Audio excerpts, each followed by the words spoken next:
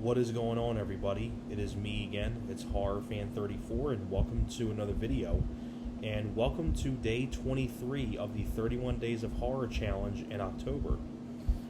Now that we are on day 23 of the challenge, hopefully the camera doesn't freeze on me. I hate when it does that. But, getting on to what I was saying.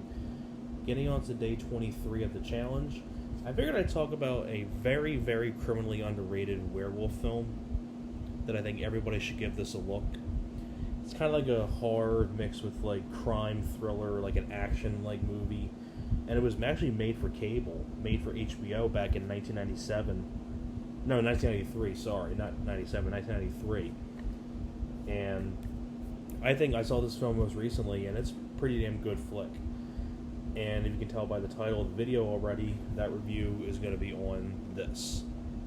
Full Eclipse. There's a new police force on the streets, and they only come out at night. Like I said, Full Eclipse, this was a made-for-cable film back in 1993, directed by Anthony Hitchcock. Now, this is the same guy that directed Hellraiser 3, Waxwork 1 and 2, Submerged with Steven Seagal. So, this guy's directed quite a few things. And I think this is definitely one of his best films, Full Eclipse. Now, give a little bit more on the back there. I think this is just a cool idea, like a cool movie for a werewolf movie. Basically, it's werewolves mixed with cops. And it's a pretty cool flick. And if you want to take a look inside.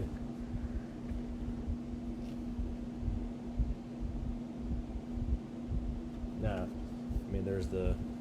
I think it opens up like this, and things like that. But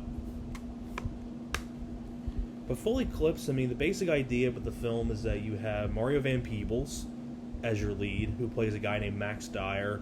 He's a cop who, in the beginning of the movie, his partner gets killed when him and his partner go into this club, and you have a shootout going on.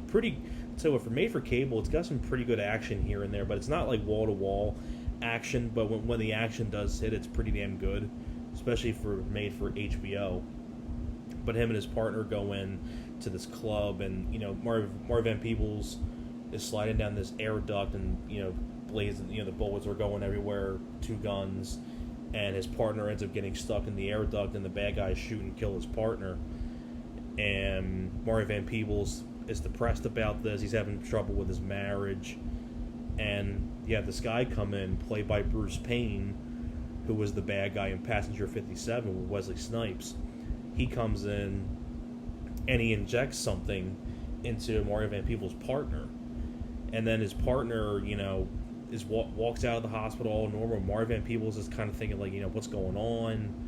Things like that. And then his partner, does this really crazy sequence where he's jumping on the car, and things like that, and he's like shooting the car and things like that. And then like Mario Van Peebles has a fun line. He's like, he's like Dirty Harry on crack, So it's like, how can you can go from being shot and wounded in this club and being killed, and then you're injected with something, and all of a sudden you're like strong and things like that. And then his partner ends up shooting himself and killing himself right in front of Mario Van Peebles, and Mario Van Peebles is kind of like, what's going on? Then he finds out there's this new police squad on the new police force. Some of the members are headed by Bruce Payne, but you also have Patsy Kinsit, who is right there, right up there, the blonde-haired girl from Lethal Weapon 2. You also have, I forget the guy's name, I think it's Jason Beige or something like that. The lead guy from Monkey Shines. He's one of the cops in this. That's part of the force.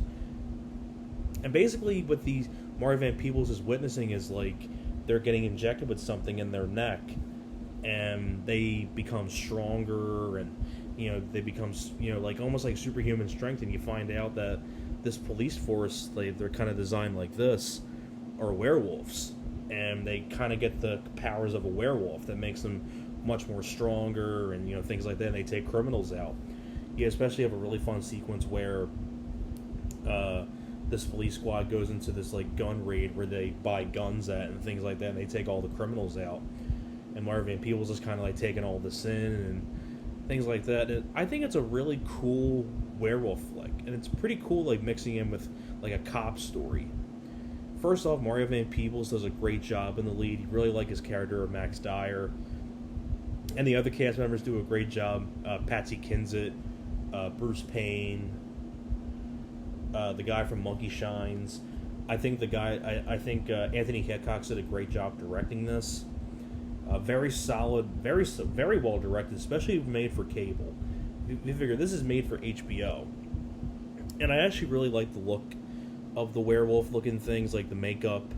You can see a little bit of it right here as well. Really like the way the makeup's done and things like that.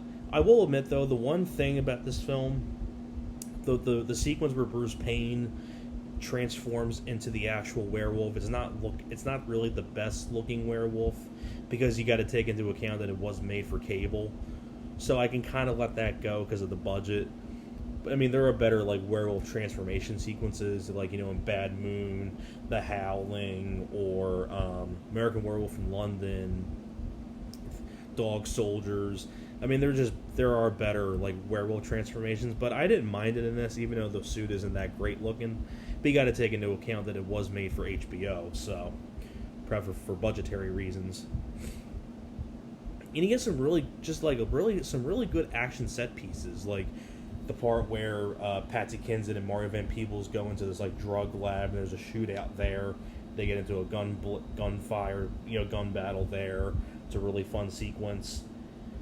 And, just having the whole idea of this police squad be werewolves, pretty cool idea.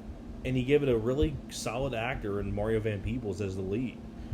And like I said, like, these people, like, have, like, this ability to run really faster, they're stronger, things like that. So they have the possession of powers of a werewolf, which I think is a cool idea.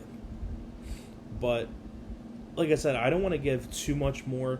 And the ending is kind of like one of those endings where you don't know which way to take the ending, but I'm not going to say what the ending is. But I'm not going to give the idea of where they get the injections. But you eventually find out Bruce Payne is an actual werewolf, and you find out where the injections are coming from, things like that.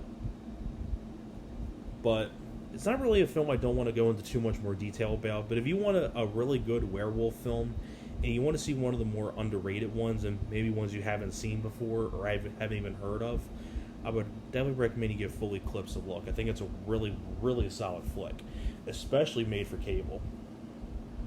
So that is pretty much it for my review for Full Eclipse. Thank you very much for watching, and I will see you guys next time.